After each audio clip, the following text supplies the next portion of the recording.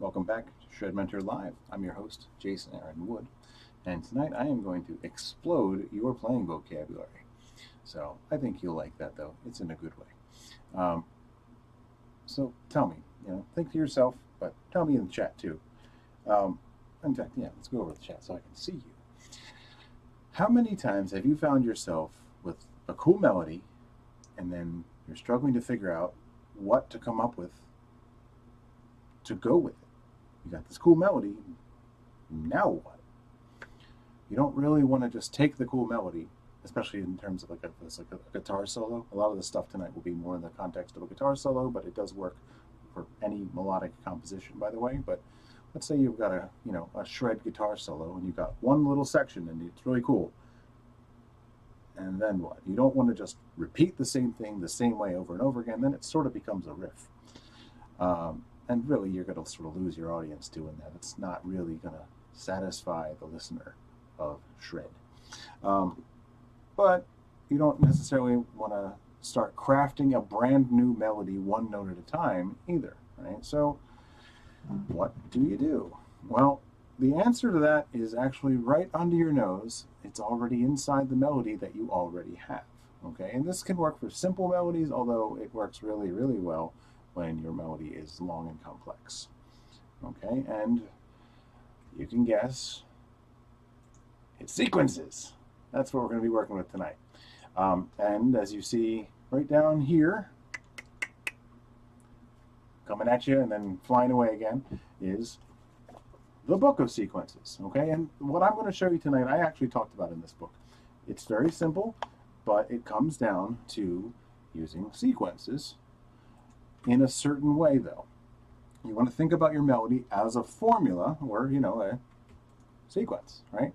But you also need to think about not just the formula of that melody, but the way that it repeats, okay? Because there's two specific things that you can do, and based on what it's going to repeat into. If it repeats exactly the same way, then it's a theme, which is the basic melody, and that repeats. If you have a theme and then it repeats differently, then you have a sequence. Okay, so just for now, okay, we're going to deal with a theme, which is a basic melody. And I'm going to show you how to do this really quickly, but basically, I have been doing this for a very long time, long before I actually wrote this book, which is already over 5 years ago. But for more than a decade, I've already been actually just doing this, but I didn't have a name for what I was doing. There was something. I always look for there being an established name of what I'm doing before I start doing it, or calling it something else, rather. Not before I start doing it. If I know it works, I don't give a crap what it's called. Sorry. What I actually meant to say is, before I start calling it my own name, I do look to see if there is a name for this practice, and I looked very hard for this one. The closest thing I found was rhythmic displacement. That's very similar, okay? Rhythmic displacement is where, let's say if I'm going to start with my basic melody, A, B, C, D, right? Okay, if my melody is just 1, 2, 3, 4 in the A minor scale, okay, then basically, rhythmic displacement, let's say if this was beats 1, 2, 3, 4, 1, 2, 3, 4, rhythmic displacement would mean just playing exactly the same melody, but moving it elsewhere within the rhythm. So it might be like 1 and 2 and 3 and 4 and, right? 1 and. So it's going to sound essentially the same, but in the context of whatever else might be going on, you're going to end up having you're going to have a different kind of syncopated thing. It's going to happen differently within the actual rhythmic feel of what's going on. Matthew, thanks for joining me, man. Welcome. Fresh off seeing the God of Guitar Faces, Steve Vai, last night. Oh, wow. Hell yeah. I'm ready, sir. Very good, man. I'm glad. That'll get you inspired for sure, man. Okay, well, this is what I'm going to show you tonight, basically, though, is this is for writing melodies and songwriting. This is for having more interesting vocabulary when you're improvising. And frankly, it's going to give you much more thorough development of your technique when you are practicing. So if you're looking to get a nice shred vocabulary going, this is a fantastic way to approach it rather than just play the same lick the same way over and over again. In fact, you should use what I'm doing immediately starting tonight, because this is super, super easy. You just need to think of what you're doing as a formula for not just, I'm going to do it again, the sequence, but how the sequence or theme repeats. What does it repeat back into? Does it repeat back into itself exactly? Or does it repeat back into another iteration of the sequence somewhere else? So you sort of have to plan how that's going to go, and you're going to get different variations out of it. But these variations are inherent. And what I ended up doing, because I couldn't find a name for it, I coined my own name, which is offsetting. I sort of borrowed a term that's already used in graphics and 3D modeling software, but to basically take what you're doing and just shift it over a little bit. But we're not going to do what rhythmic displacement does, where you move the melody and just start it at a different point. We're actually going to start the melody on a different note within the melody. We're going to take notes off of the beginning and add them to the end instead. So we're going to shift the whole thing backwards. It sort of is rhythmic displacement, but the melody is in fact going to change, because we're going to subtract notes from the beginning and put them at the end instead. So we're actually starting at a different place within what the melody would be if we looped it endlessly. So this is what I have called theme offsets and sequence offsets, because you're going to get different types of things, different kinds of melodies coming out of it, depending on what was going to come next while repeating it. So for an example, A, B, C, D. If I just go,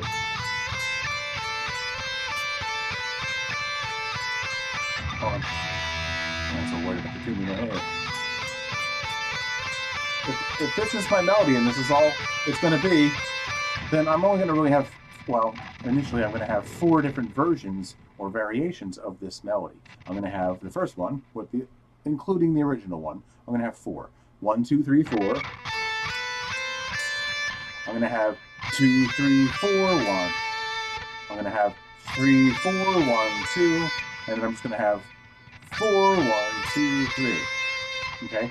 This is the same idea as just 1, 2, 3, 4, 1, 2, 3, 4. What happens if I start on 2? What comes after it? 3, 4. Then what comes after 4? 1. So I'm just starting at 2 as if that's my beginning note. Or what if I start at 3? Then it's 3, 4. What do I have left in 1, 2, 3, 4? So I'm keeping this really numerically simple for you, because this is all it really takes. But you can use this on anything, any much more complicated melody as well. Right? So this would be what we call a theme offset, assuming people will adopt the wording I use. Okay, I think it works just fine. So anyway, this is a theme offset. So this is where we take a melody that repeats exactly over and over again, examine how it repeats exactly, and just start from each of the notes in the melody and continue the same length of note, the same length of phrase. Okay, so this was a 4-note phrase. I'm going to still make it a 4-note phrase. So that tells me how many notes to take off the beginning and how many to continue playing into what would have been the next repetition at the end. I still want 4-note phrases, and that is what makes this a variation. This, going from a 4-note melody to another 4-note melody, makes it rhythmically compatible. By using exactly the same melody, it also makes it so that it's compatible with the key I was already in too. So let's say I take 1, 2, 3, 4, the original one, and then 2, 3, 4, 1 as the second one. Now I can actually turn it into 2 melodies that become one longer melody. 1, 2, 3, 4, 2, 3, 4, 1.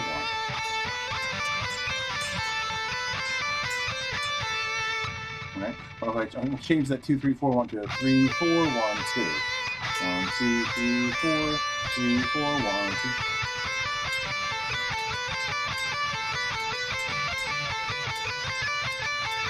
And because of what I've just done here, by purposely tacking them together, this is always something I kind of did it a little quick, but you should always try to come up with variations of a thing and then tie it back to the original thing, or even take 2 different variations of it and purposely make them into something. So create your own new pattern as soon as possible. Only secondary in priority to making it a rhythmic thing. Giving it rhythmic life is the first and always the most important thing to try to do. Obviously, playing the notes correctly, that's sort of a step 0. Get to where you can get your fingers to do it. But then, as soon as you possibly can, try to breathe rhythmic life into it by not only playing it steady, but playing the very first note of the phrase a little bit louder. So if it's 4, it should be 1, 2, 3, 4, 1, not just 1, 2, 3, 4, 1, 2, 3, 4. Don't make every note exactly the same volume. That is a false value that all of us had drilled into our heads relentlessly from the moment we picked up a guitar. You want to make every pick stroke the same volume. Bullshit. No, you don't. You want to make the first pick stroke a little bit louder in every phrase, because then you don't have lifeless, boring, monotonous playing.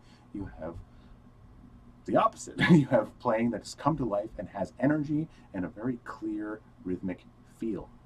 Be the rhythmic feel. It's not just the drummer's job, it's your job too. It's everybody's job in the band to be rhythmic and aware of the accenting. So that's first, okay? After that, though, putting these two things together, creating a variation and then tacking them together and playing them back to back with no pause in between, make them one double length phrase. This is great because you're going to encounter challenges on the fretboard and with picking that you just wouldn't have if you didn't do this. So you're neglecting a huge, like the mother lode of all the cool things you could actually be developing by not doing this. More than likely, a lot of you were just not doing this, and that's fine. It's forgivable. But now if you've heard me just say this, now it's not forgivable. Do it. I promise you, you are going to get so much out of it by doing it. So let's dig into something a little bit more interesting. And oh wait, I forgot to tell you, it doesn't have 4 variations just because it has 4 notes. It has 8 because I only did the ascending version of the melody. By default, one of the other, the name of this episode tonight is Variations Hidden in Plain Sight, okay? One of the variations of anything is playing it in reverse. And that could be literally from the last note forward, but I just simply just flip it upside down instead of just reverse the direction, okay? Sometimes it's exactly the same thing. 1, 2, 3, 4, reverse is 4, 3, 2, 1. So I'm ascending from 1 to the 4 of the scale, and then I just descend from the 4 to the 1. I literally am playing the melody not only in the reverse direction melodically, I'm literally playing it from back to front. So I find it a lot easier to just reverse the direction. So if I have 6 notes and I'm playing, 1, 2, 3, 4, 5, 6, then I'll do 6, 5, 4, 3, 2, 1. Or if I want to change it like 1, 2, 3, 4, 5, 6, 5. So kind of an alt. 1 triplet, 2 triplet, 3, 4, 1 triplet, 2 triplet. Then I might go 1 triplet, 3, no, all right. 1 triplet, 2 triplet, 3, 4. Essentially the same concept, just in reverse direction. Descend for 6 notes and then go back a note. That's automatically, all right, going back to our 1, 2, 3, 4 then, I not only have 1, 2, 3, 4 on A, B, C, D. I'll just go with 1, 2, 3, 4 here just to make this as simple as possible because it's more about a sequence. 1, 2, 3, 4, 1, 2, 3, 4. All right, that's one of them. 2, 3, 4, 1.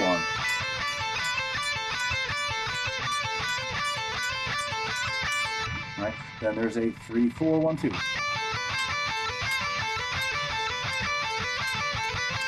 Every one of these feels physically different, by the way, to play.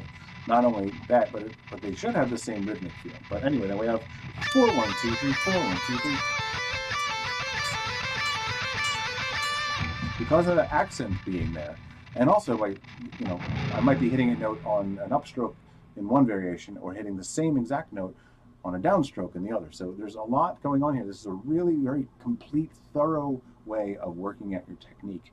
And that kind of bleeds into everything else. Because once you have your technique and your vocabulary established, then you can start to improvise with it and do kind of what I'm already doing right now, making rhythm patterns with sounds. But then from there, you're going to come up with some cool ideas you like. And then you enter the songwriting territory. So these are forming what is kind of becoming the new core of ShredMentor training, by the way. And more on this later, but you have your playing and your vocabulary, your actual technique, which includes speed and just clean technique and just playing well, executing things consistently well without mistakes. Then you have improv, your ability to apply it spontaneously, which does require a little bit of composition knowledge. So we're already tapping into the third pillar there, which is songwriting and recording, but turning it into a real life thing that you can listen to. Again, I'm going to talk to you a little bit more about this later, but let's keep everything in perspective, because I find that these 3 pillars are they're very valuable to figure out what you should really be working on. Can I improvise with this? Is this something I want to hear in a song? If no, why the hell am I practicing it? Do something cool. And it should have a rhythm pattern, and it should, well, at least it needs to have a rhythm pattern. You can kind of do anything with any interval pattern you want, as long as it has a rhythm pattern. As long as you do it on purpose, do it cleanly and consistently.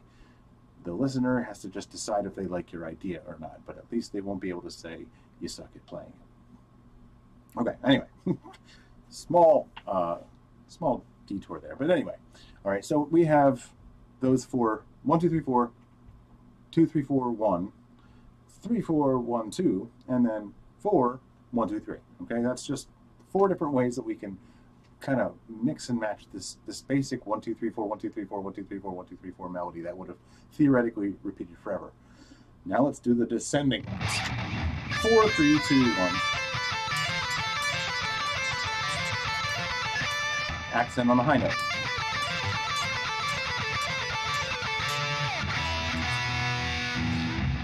I think I gotta work on the intonation on this guitar, but I just had to give my 10 string a little bit of love today.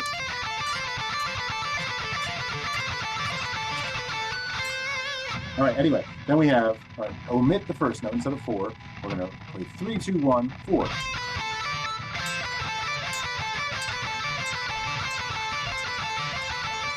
Because I'm doing notes on 2 strings too, there's a great deal of rolling technique, and this is very, very hard to do, but if it's hard, it kind of means you need to work on it. So don't avoid the things that are hard.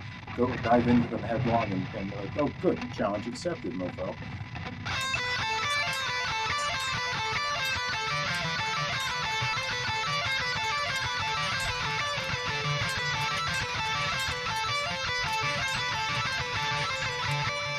Okay, then we have 2, 1, 4, 3.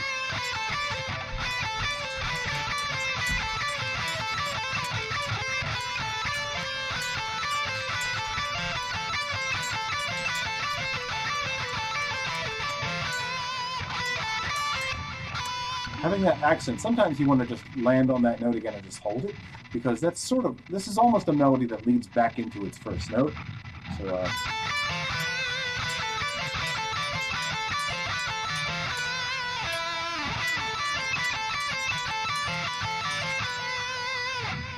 I went down to that low note to kind of give some context for why I might want to land on that note. And then 1, 4, 3, 2. So it's like the final 1, and then descend again, 4, 3, 2. Starting right off on the roll.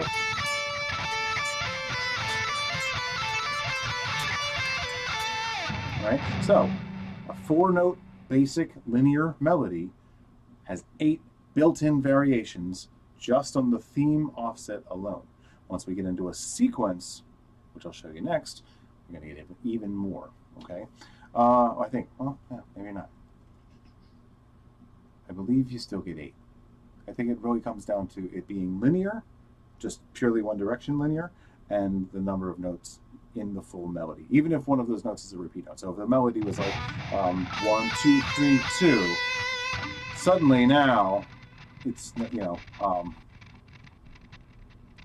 there's only, basically it's 4 notes, but because this is ascending and descending, let me tell you about this one, because if it is a pure ascending and descending run, you get only as many variations as there are notes in it, not double. That's one case where you don't get double, and this is the kind of shit I geek out to, by the way. I just look for patterns in everything all the time. So not just the patterns you'll find in your book, not just, you know, fretboard patterns, but patterns within those patterns. Like what order do I play this finger combination? How many strings in a row before I change? And then what do I change it to? And then how many times does that repeat? So little things like that. But in this case, yeah, I'm looking for patterns in the way that the thing repeats. So if I take 1, 2, 3, 4, 2, 3, 4, 5, all right, that's what it would have been. Let's say I just take, I'm going to hone in on just 4 notes at a time though, right? 1, 2, 3, 4, 2, 3, 4, 5. All right, so really, the first 4 would be 1, 2, 3, 4, all right? Then I have the 2, 3, 4, 2. All right, and let me kind of, let me see if there's a better way I can show you this. Nope, just watch me play. It's just, grabbing stuff to write with is going to be a pain in the ass, and it's just going to make this more complicated. But what I would have done is write 1, 2, 3, 4, 2, 3, 4, 5, like, well, at least 5 times on the paper.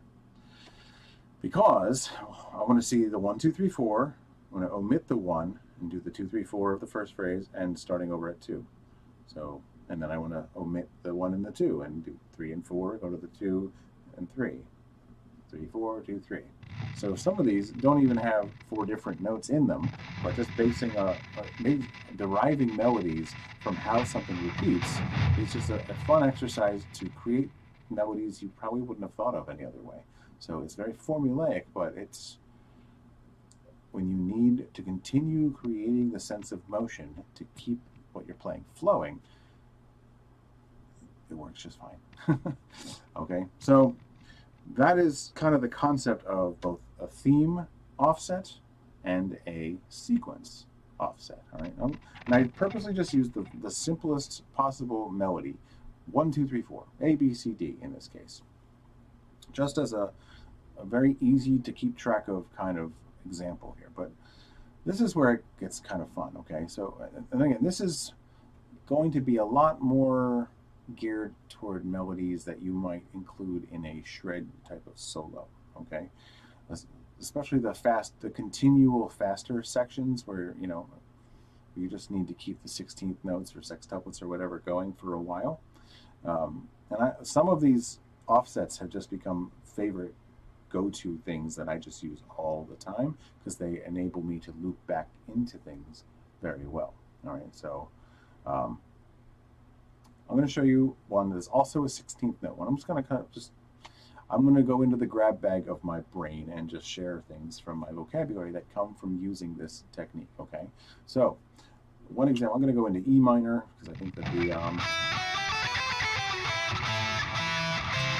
it feels like sounds like the intonation is just a tad better down there. Let me, real quick, one thing that I want to do here also is I'm going to go into my amp just for a second here, and I'm going to turn up the gate just a little bit. Much better. Yeah, that was just driving me crazy. Noisy guitar there. I don't know if you saw that little knob go up there, but anyway.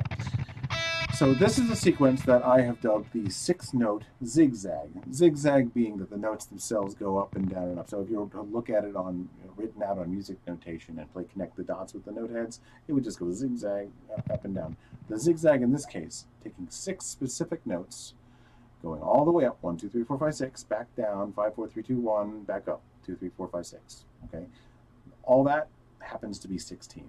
I counted it out, trust me, it's 16. 1, 2, 3, 4, 5, 6, 7, 8, 9, 10, 11, 12, 13, 14, 15, 16. There you go.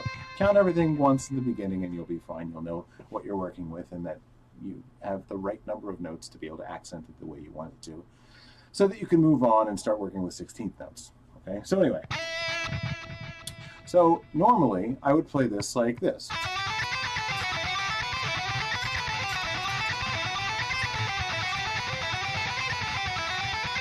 Right, 4 times through the figure, just to kind of give you an idea of what the theme sounds like.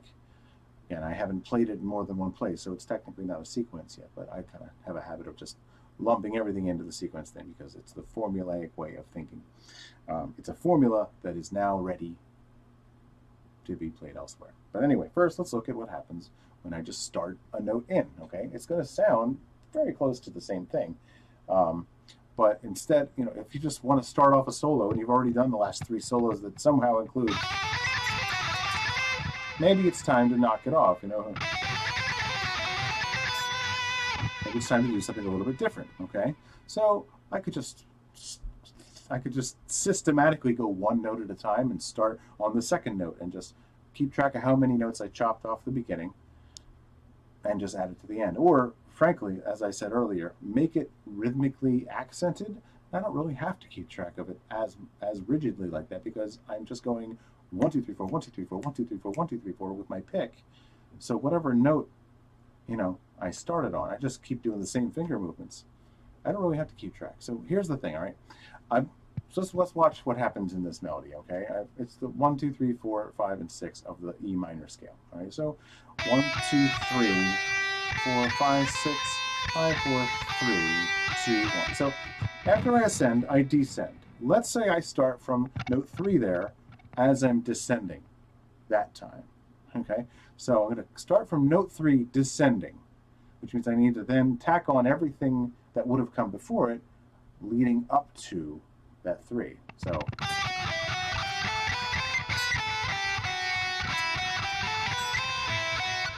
what's it? No. Yeah. It's the second time I hit that 6, I go immediately into the first note. So it's 1, 2, 3, 4, 5, 6, 5, 4, 3, 2, 1, 2, 3, 4, 5, 6, 1. Okay? That's a very important feature of this, because otherwise you can accidentally just find yourself going up and down through all the notes, and that does not work out conveniently to the 16. It's like 1, 2, 3, 4, 5, 6, 7, 8, 9, 10. So if you just keep going back through the middle notes again, it's going to be a multiple of 10. 1, 2, 3, 4, 5, 6, 7, 8, 9, 10. 1, 2, 3, 4, 5, 6, 7, 8, 9, 10. I guess if you do it twice, that's 20, and it's a multiple of 4, but it's still got 5 in there. Multiples of 10 are lovely in the world, but not so much in music as much, because you're dealing with 5 somewhere. It's not horrible. It's just less convenient than it could be to work with. And there's nothing wrong with convenience when it comes to throwing together fast, awesome solos quickly, relatively. Okay, so if I start at the part where I'm just look for a feature in the melody and take note of where you're starting from scale-wise. 3, 2, 1, 2. Right, so 1. I'm hitting the 3 on the way back down, because I basically ascend up to 6, back down, and ascend again, and immediately start again. So I only descend through the notes one time anyway. So just to find the you are here on the map, I'm on 3, descending. So I've already ascended once, theoretically, in what I've skipped over. So I need to do that again at the end. Next time I hit 6, I go immediately to 1.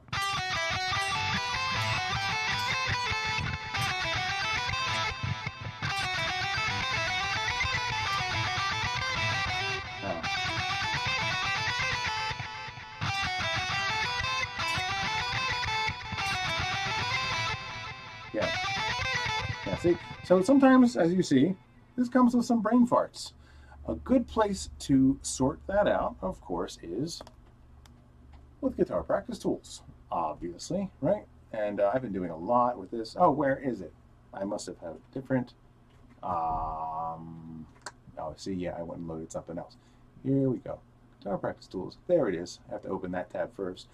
And it got a new feature set here this past week, by the way, that all part of getting massive, much bigger results consistently for everybody that uses this, including me, by the way. But this is going to keep growing. But this is a little form you can fill out after every activity you do in your practice time. And it will keep track of a sort of a speed profile. I'm going to be doing a lot more with this and start having it do actual calculations so you can get to your true NPM, that's notes per minute, value, because BPM by itself doesn't actually tell you what you need to know. When it comes to speed and how cleanly you're doing things and what tempo range you actually have control of what you're doing, you need the NPM. BPM by itself isn't worth shit. You must have the note per minute value so that you actually have some measurement. Because if you're, I could play right now at 500 BPM. The thing is, what am I doing at 500 BPM? I can hold out whole notes. You can hold out whole notes at 500 BPM, I'm sure of it. You might want to hold out tied whole notes that last for a couple measures, but it doesn't, we're not including the other part of what's happening at 500 BPM that way. So BPM by itself is not worth anything because, I was talking with a student, I think last week, we were talking about playing at like 170, and that's, oh wow, 170, what are you doing at 170? And it turns out it wasn't really 16th notes, even though the beat was 16th notes. It was 8th notes. So it's just not bad, but what needs to happen is the accounting for that to get to the NPM, even though the beat itself is 16th notes at 170 and has the NPM, which is, let's see, hold on, let's switch to that right now because it's right here. 170 NPM, 170 BPM is 680 NPM when you're doing 16th notes. But it turns out that if you're doing 8th notes at 170 BPM. It's going to be half that because it's half as fast. So 680 would suddenly become 340 NPM, right? So that's why I'm still working with this tool, but it's at the bottom of every single Guitar Practice Tools page now. So I'm very happy with that. That's something that fell by the wayside, and I deeply regret it, frankly, because I feel like I honestly feel like I've let my students down, and I'll admit it now because I'm fixing it. But I lost sight of it, frankly. I've known about this for as long as I've known how to shred myself, and it's a big part of why I created ShredMentor, is because I want to make it easier for people to do the kinds of stuff that we're doing right now, and to do what I've done in my life, which is just create a crap load of solo albums, just crank out music that you yourself would want to listen to, and make it easier than it was on my journey, because I had a lot of stupid stumbling blocks that all revealed themselves to be unnecessary after I had finally passed them. So I want to make that easier for you, and this is one of the things that should be involved in the process, and will now. So anyway, you'll be seeing this in the Guitar Practice Tools. Of course, you can also get Guitar Practice Tools for the next 30 days for absolutely free. So just go to guitarpracticetools.com and just set it up, buddy. You're going to love it, and it's just going to keep getting better. Because this is about to be built into something I'm going to talk about a little bit later. We're halfway through the show now, so yeah, I'm going to do some more sequence work with you tonight, though. But anyway, yeah, so it's important to remember your NPM, okay? So this beat, that's 680 NPM, the kick drum.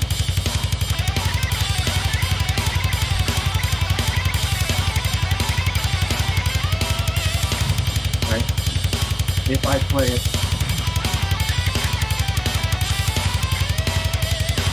then that is 340 NPM, because I'm not actually following the 16th notes. So this double bass, the whole set of double bass beats are there to lock into them. There's nothing wrong with practicing eighth notes along the 16th notes. It's a very important thing to be able to do, in fact. You just need to keep track of what is the actual speed that you're actually doing at that point. So to measure your own speed accurately and with the right detail, that's what the notes section comes in. So that's what that is for. And so make sure you write down, what you're actually doing and stuff if you're using this, and so that you can come back to it later and continue to work on that area. We don't want to never return to the things we've done before. That won't get you very far either. We do want to constantly keep coming at the same idea from a bunch of angles, but we do need to continually be able to do it. We're trying to be consistent in our technique, not never play the same thing twice. That's probably obvious, but just, if you listen to me a lot, it might almost start to sound that way. But I don't mean to not play the same thing the same way. So, whatever feels like the right place to start, the most obvious thing, start with that as the default version of the idea, and do come back to it. So, you might even think of this, if there are 16 offsets in something, because that melody was 16 notes long, right? Then maybe I did the 1, 2, 3, 4, 5, 6, 7, 8, 9th offset. The 9th non-reverse offset. Just to kind of coin a naming convention, to kind of make it a shorthand that you don't have to. I don't mean for a tool like this to take up a lot of your time. So I had to be very careful about what I put in there and use drop-down menus and stuff like that too. So anyway, this has always been something I've told students to do, is to use but in a different form, like in a notebook. I've always told my students to get like a practice notebook and keep track of what you're doing with. This is actually better because I can do calculations with it, and I can display, I can actually display back your results to you, so you can actually kind of keep track of the date when you did it, what you did, what beat you played it along to, what your scores were, essentially, in terms of the BPM value. I do want to get it to show like your highest NPM ever. I don't know how to do this yet with the web software I am working with, but it's coming. But anyway, yeah. So just while we're here, but anyway, yeah. As we do, I'll slow it down here. I'm gonna do 130, right? So putting this to a beat, that's let's take it out of the lab and really go out into the field and see how we do. I felt a little sloppier, I felt like I would have rated my control around like a 5 or a 6 on that one just now. So I feel like I got to work my way up and warm up a little bit because I frankly haven't played it today right now. 2, 4, 1, 2, 3, 4.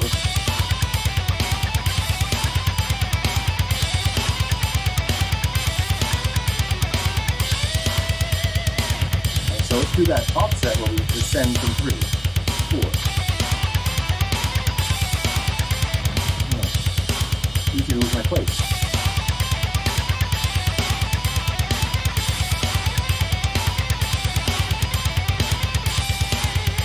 Right, so here's an option, right? Hey Mike, how's it going, man? Just getting home from work. At least I didn't miss everything. Good, yes, you did not. And there will always be the playback of this as well. So anyway, yeah, that's sort of what we get if we take that original melody and start at a different point within it and then continue playing what would have happened if we repeated it all the way up to the length being the same, being 16 notes. So we took a 16-note melody and kept it 16 notes, but we examined how it repeats when played back again, and we just removed notes from the beginning and added them to the end. That's basically it. That is a theme offset. It's the easiest thing you can do. Now, of course, we could do the same thing again as far as basically the part where I go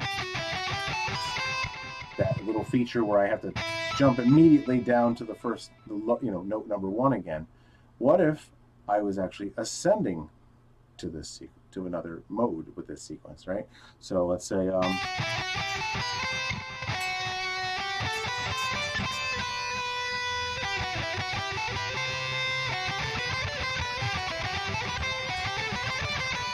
so it's a little bit of a different melody. In fact, what's kind of nice about this, since they both are starting at that point in the first, the first version of the melody where I'm descending from the third,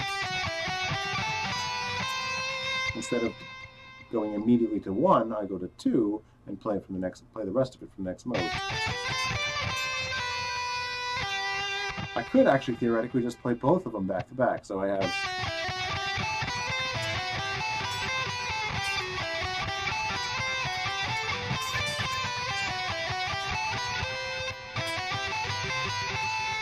and then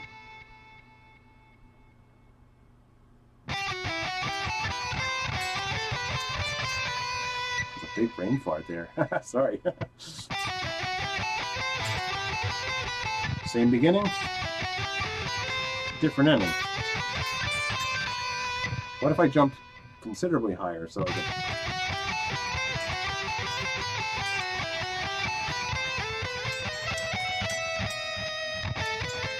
I jumped from the 1 to the 4.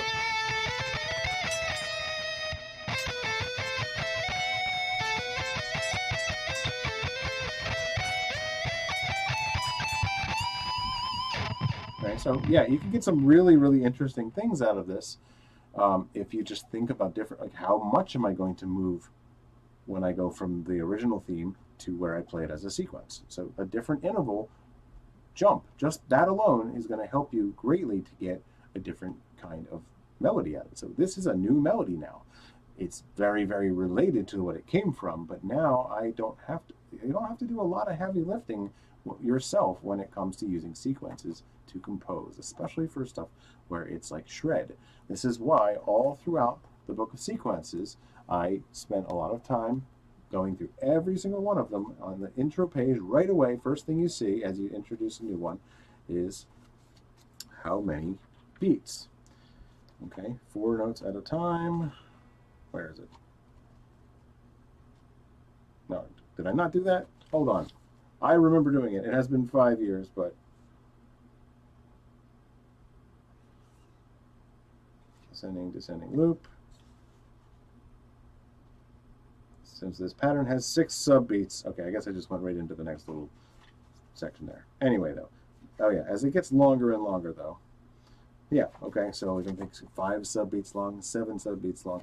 Look at the actual length of the phrase that it gives you.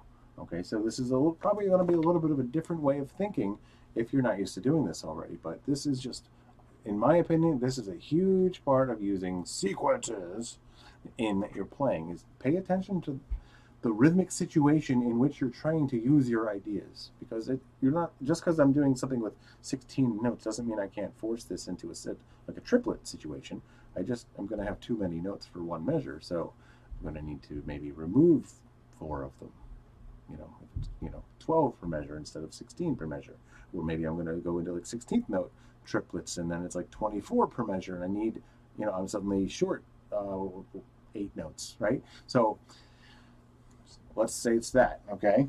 I'm going to take, because, I want this to be all very fluid. This is, as I said, there's kind of 3 pillars here. There's your technique and vocabulary, because whatever your hand does all the time, that's what you're going to get good at. That's what's going to be programmed into your autopilot, like it or not. I know we always want to strive to play what is in our ears and let our ears guide, but, your ears aren't quite always going to guide you when you're playing 16th note triplets at a very high speed. Okay, it's just, you're going to have to fall back on some motor memory. Okay, that wisdom is great up until you're shredding.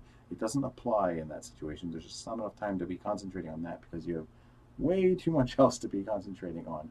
So you need to reserve some of that, put a bunch of stuff in your autopilot, and that's through your motor memory. So technique and vocabulary together are essentially your, that's the first pillar together. All right.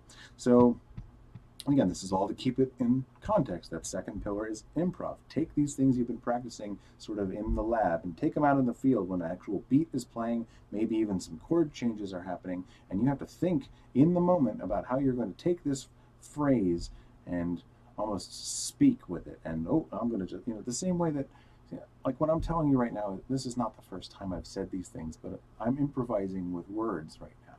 I know how to speak English well enough. I'm not at the point where I'm learning these words.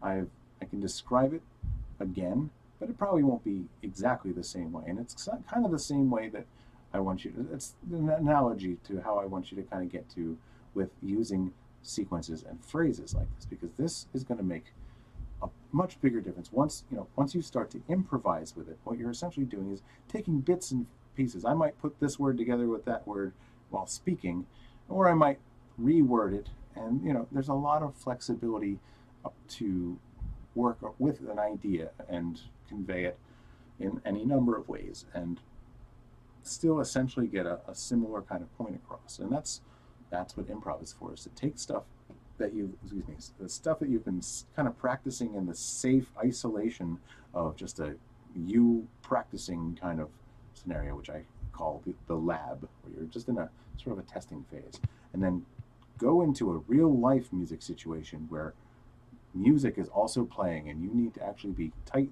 in time with it, put the accents in the same place, make what you're playing fit within the context and feel right, and even hit the right notes at the right time to anticipate the chord changes so that you're resolving your melody to the new chord. And there's a lot going on there, and so that's the next phase. Where am I going to take this, and how am I actually getting better as a musician? Not just can I move my fingers cleanly and fast. This is going somewhere. There's a progression, and after you've done that enough times, you're probably going to have some cool ideas you like, and might even want to call them your own. And so you turn on your recording software, and you're at phase 3, pillar number 3, recording and songwriting, which are just as intrinsically connected as technique and vocabulary. If you're not recording it, your idea doesn't exist yet. Not for anybody else. Enjoy it in your head, but no one can hear that. So until you record it, your idea doesn't technically exist yet, not in a tangible way. So that's sort of where it's all going. We do all this stuff with playing and vocabulary so that we can try it out. And this is where theory really starts entering. We have like a little bit of a clear idea of what we need to practice, like what scale when we start to, because you got to pick something. Where are you going to put your fingers, right? But it's not just about where you put it. No one listening to your music in the end gave a shit where you put your fingers. They just care if you didn't put it in the right place, because that makes the different sound, and that's probably not as pleasing. So different scales are like different recipes. So in the very beginning, when it comes to your technique and vocabulary, we're gonna deal with the fretboard, because that's the method, that's the machine we have to deal with to get our sounds. But that's not as important as the theory. Knowing that scale with your voice or the sound of anything else being able to make the sounds of that scale and channel that musical recipe to get that musical emotion is really what we're aiming for. So I'm just trying to get everybody to think a little bit bigger here. All right, and this is going to keep happening. This isn't just some like epiphany that's going to wear off, that I'm having, after not going to wear off after a week. This is where ShredMentor is going.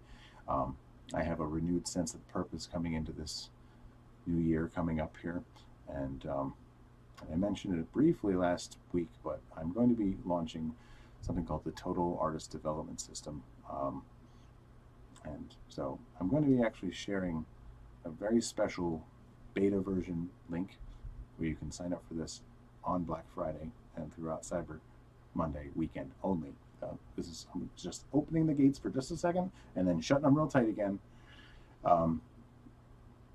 This is built on these 3 pillars, and this is a really interesting system in a way that I've kind of been building for over 5 years as well. It's just everything I've ever taught improved and systematized into a bunch of interlocking pieces that naturally lead and flow into each other. But the thing is, it's also something that unlike most courses, it doesn't just have a finite or an exact start and an end. It is a train that you get on at your nearest station, and you go to your destination, wherever that may be, and you get off there.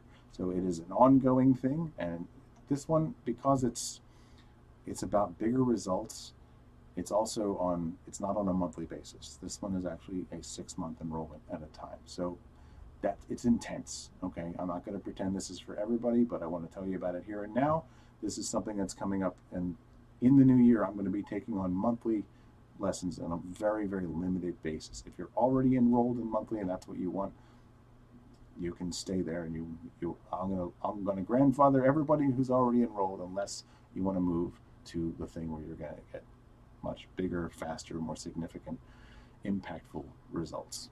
And then, of course, I want to give that to you. But the prices end up working out kind of the same, but it's an upfront enrollment. So you're buying a 6-month package and subscribe to that instead. So it's a little bit more of an investment up front, but you're also going to be getting so much more out of it, because this focuses equally on your playing, your spontaneity with music as a language, and your expression, and your ability to develop all of the different things that go into composing, not just in a song or anything, but composing on the spot, because that is what improv really is. It's spontaneous composition. And in fact, this is now called the spontaneous composer system, because that is very much what this has always been. All of the skills of composition, but you are actually doing them spontaneously. Okay, so you're not just playing whatever off the top of your head. Maybe sometimes you are, but you're paying attention closely to what's going on in the background. So anyway, I just told you all about it already, but it's all going to be coming up. Frankly, I'm going to be probably sharing the link tomorrow or right on Thanksgiving when everybody's having dinner, so you won't see it. But the Black Friday sale is what I'm aiming for, and it's only going to be Friday, Saturday, Sunday, and Monday, this coming thing, and then the price is actually going to be going up back to the normal price. But I have a special beta pricing because I'm still building this thing, and so people who get in early are going to get a lot more one-on-one time with me, because the content that is going to be on the site is going to be more of a general type of thing to guide you along just general, good, effective practice. Just good practice, not like practicing, but just like how to be effective and efficient in your time management, and pick activities that are high yield, not things that are what everybody thinks of when you're trying to pick up your guitar and play. I feel like, frankly, I'll say it here. I feel like guitar lessons have failed us as a model. I feel like, to a degree, my guitar lessons have not really been living up to their potential for a long time, not to the vision that I've had. But luckily, over the last 4.5 months, I've been working tirelessly putting this together, and I'm like jumping out of my skin with excitement, frankly, to finally actually be able to see this come to fruition, because this has been mapped out over and over and over and over on paper. I have just like notebooks full of this over the last 5 years, but it finally clicked this year. Clicked meaning like on a cosmic slow ass level, months and months at a time here. But Mike, I'm sorry, I'm going on and on, but I'm gonna catch your comments here.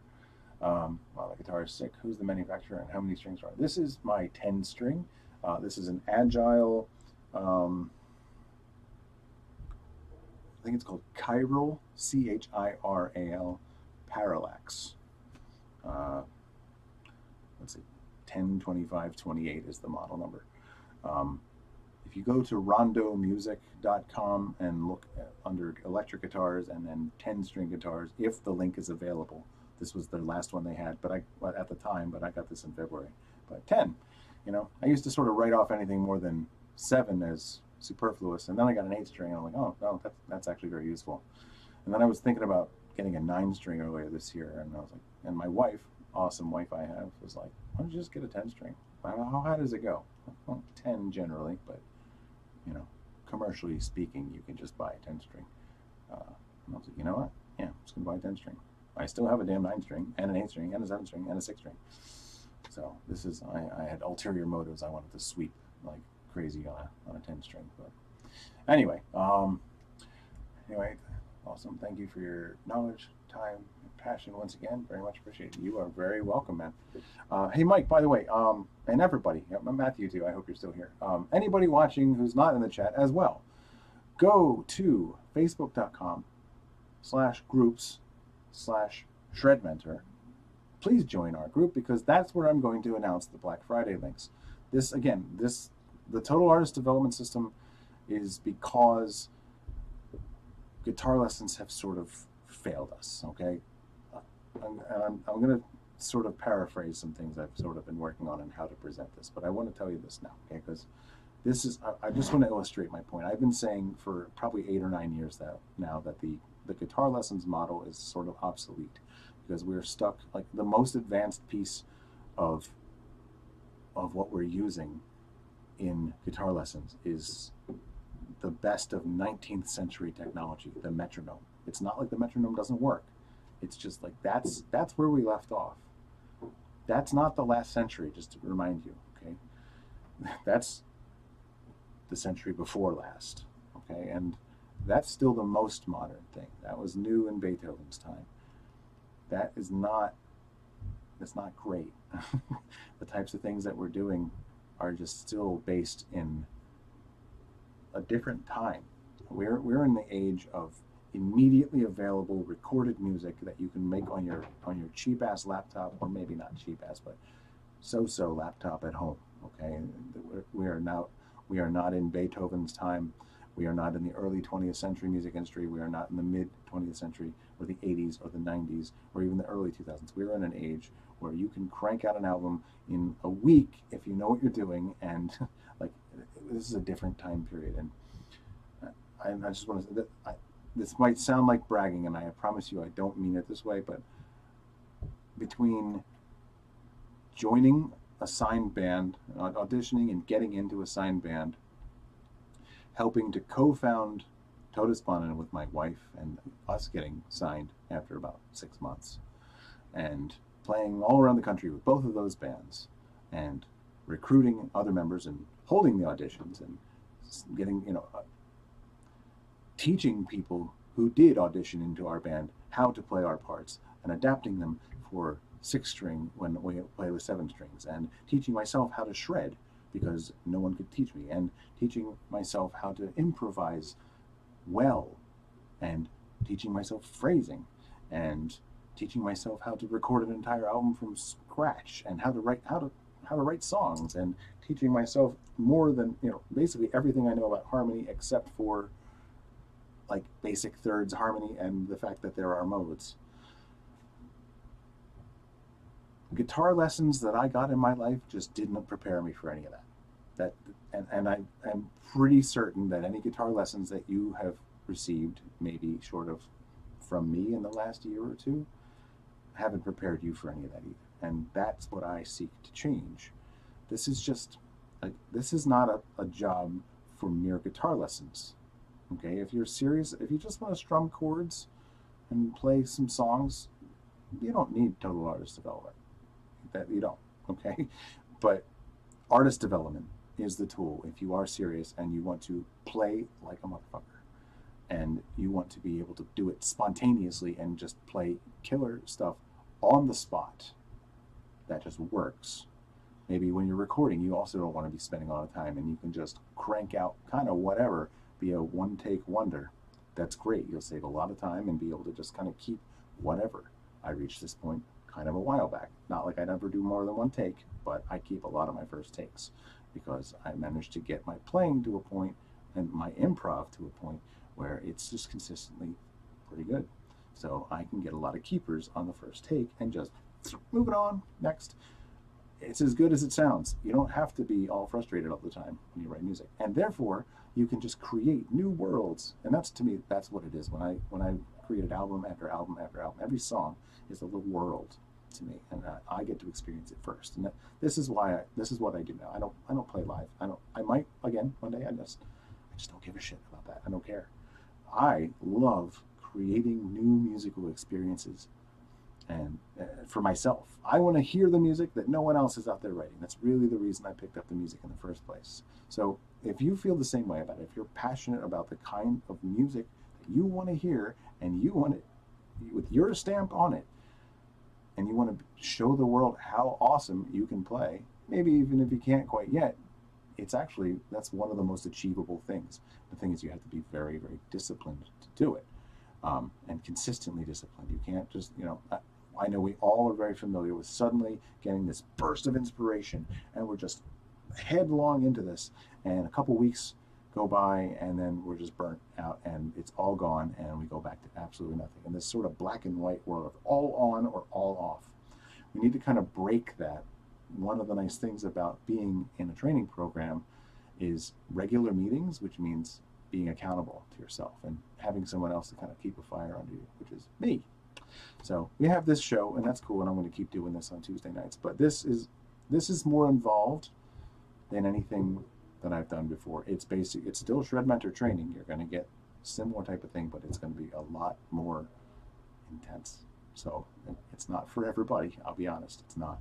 But it is, if you're really motivated, and you want to sort of really just make a big leap, this is a very project-based thing. So basically, the system itself is a project, essentially. It's a productivity boost project, and it's basically in 6-month intervals. So we set very clear goals for 6 months.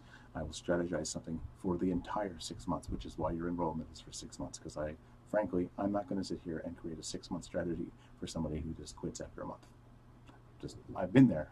I used to strategize at least 3 to 4 months out, and I've had a lot of people drop off, and I've sort of not done that as much now. So, but I realize that I know that there are people, that is it. It's not for everybody. So I want to put the warning out there. But if this does sound like it's for you, go to the Facebook group. In fact, I'm just going to type it in the chat now. Oh, thanks, Mike. I appreciate that. I always appreciate that, man. All right, I'm going to just type the link into the chat. Facebook.com. I've been shortening all my URLs, so let's see, it's groups, I believe. And then ShredMentor. Join now. There we go. Yeah, that. Wherever you're looking at this, go ahead and join that Facebook group. After the show, I got a couple things I got to do, but go ahead and just enter that. If you're seeing this right now, and this is the kind of thing that you want to see more of, you want to get the notifications for when this show goes live, you want to see anything else I'm going on, I'm going to be doing a lot more research in there, but this decision to do this, I've been agonizing over multiple different courses that I could be launching right now based on a poll that I launched, I think, a week ago. And as I kept checking back just to see, is this really what people are asking for? It kept changing because more people would answer, and different, the poll results kept changing on me. But the thing is that I ended up abandoning this for about 3 days this past week, because I was getting ready. I'm like, oh, here comes Black Friday, right? I'm going to have to launch this just, in the beta version. And then I come back and look at the poll, and it's moved over to songwriting. I'm like, okay, Why did I doubt myself in the first place? Because the whole point of this, as I said earlier, the analogy is like, this isn't a start to finish. This isn't a journey where everybody starts here and everybody ends here. That's not how music is. That's not real life. Music is, every single person's journey is different. This course is supposed to resemble that, prepare you for that. This is like getting on a train at your nearest station and going to your desired destination, wherever that station is. So you might be on for 6 months, you might be on for 12 months. It'll be some multiple of 6 months. It depends on where you are, okay? Ultimately, this ends up breaking down to pretty much similar to what my rates already have been per month. It's just all in one lump sum. So it's out of the way. I know you're on board, and we're going to work together like a lot. I'm going to see you every single week, one-on-one, and there are also going to be group calls. If you can't make it to any one of those, by the way, they're all going to be recorded. They will be in a recorded form, and they will be in basically just, you can always catch up. You don't want to get too far behind, but the thing is, you're always where you are. In a way, there is no falling behind or catching up. There's just time slipping away from us. Not to be too dire here, but let's face it, no one's getting any time back. So we just want to get really, really, really efficient and just milk every friggin' second for as much maximized result as we can possibly get out of it. We don't want to be spinning our wheels. We don't want to be going through the motions. And we definitely do not want to be doing baby steps. Fuck baby steps. Baby steps are very popular because most of us are just walking around demotivated all the time. If you had to walk across the continent, would you like to do it in baby steps, or would you like to take a friggin' jet? Because that's sort of my analogy for what I'm trying to do here. When I discovered how to shred, I did it in 6 months too. I massively increased my speed overall. The synchronization, I was already able to speed pick, to be fair, but that's something I discovered on my own, and there was a big ass gap between that breakthrough and the one where I figured out how to actually do it with both hands and keep up. And frankly, once I discovered the system, which is built into this, by the way, obviously, yeah, about a 6-month period, I was playing a lot faster. So anyway, yeah, just want to share that. One of the cool things that kind of came out of this, though, second guessing myself as I did this week, is that while I abandoned my 4-month plan to do the total artist development system, I had already been breaking it down into other systems, which ultimately, basically, this is already 3 systems that are under the umbrella of it. So this is why it's able to be like, wherever you're coming from, we're going to work on what you need. I'm going to give you stuff in general for the whole thing, and there's going to be just group content. Like, there's group sessions, but there's going to be actual just general overall efficiency in every area kind of content. So the lesson content is already going to be there. The very, very personal stuff is going to be on the group calls, and of course on the one-on-one sessions every week. So one of each every week. So very, very involved for me too, but that's another reason why I'm doing this. And it's not for everybody, but it's also because I'm not going to be taking on as many students all the time, just a few at a time, so that I can give everybody my absolute best at all times. And when it comes to the recording thing, I think one of the things that's going to also help too, I'm not going to exactly mix your album for you, by the way, when it comes to that. I do want you to start releasing your own music in this, but that is something I'll do for an additional charge. That's just I can't fit that into that. I can't validate doing that within a 6-month lesson package. But what I will do, I am planning on doing, is taking one of your songs, your best song, and mixing it for you. You'll want to use Reaper probably, or Cubase, because that's what I have. It's the only way this is going to work. And I'm going to use, I'll work out the plugins that you have, mix it with the plugins that you already have, and any other plugins that you don't have, I'll make sure they are freeware so you can get them for free. And then that way you don't have to buy, it can be a little expensive continually having to buy plugins, but using stuff you already have, I will basically do a mix of one song and send you that whole song back as a template so that you kind of have a pre-mixed thing. That is one of the things that once you're at the point where you're writing your own music and releasing it. That is one of those nifty little things that I've been kind of toying with how to approach it, but I think that is a way that can work. It seems, again, this is part of why this is the beta pricing on this coming out on Friday too. This is a lot more than this. Yeah, it generally costs a lot more, but it's this coming Friday. I'm going to go ahead and offer that on a very limited basis, and grab the first few people who are super motivated to make big strides by what would be late May next year. All right, so drawing a line in the sand, setting real deadlines, making a real project out of this, and defining very solid goals. Okay, this is where I should have been with ShredMentor all this time, but that's what's going on.